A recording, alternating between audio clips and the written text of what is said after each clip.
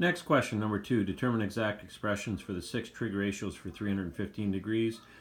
I've discussed this question like this before, where you have to locate, first of all, where 315 degrees is.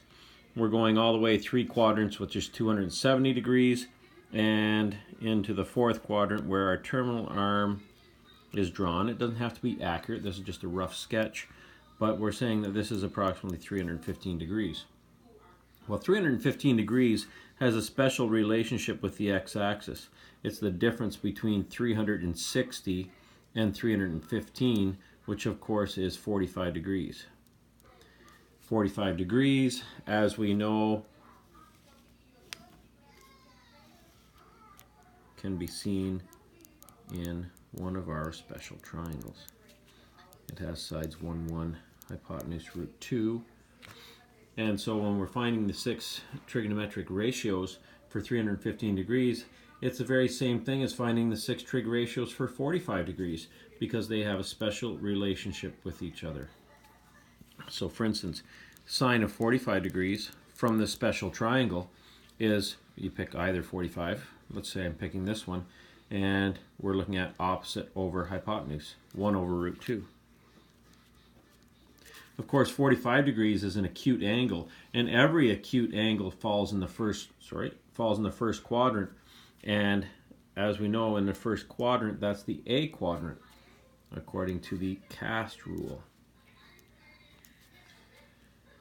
Okay, so of course, we're going to have a positive ratio because we're in the first quadrant with a 45-degree angle.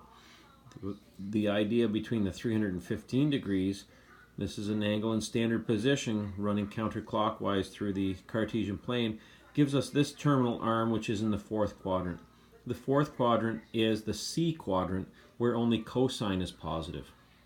So that would suggest then that, in fact, sine of 315 degrees has the exact same ratio, except it's going to be negative because 315 degrees falls in the 4th quadrant where only cosine is positive. Okay, I could then easily write the cosecant of 315 degrees, because sine and cosecant are reciprocals of each other, and reciprocal just means that we're going to flip our ratio, which means the root 2 will be on top, the 1 will be on the bottom, but the sign changes. We're not getting rid of the negative sign here. So in fact, negative root 2 divided by 1 is just negative root 2. You don't have to write the 1 in there. Okay, so I've done the sine and cosecant ratios for this one. I am very positive that you can do the rest.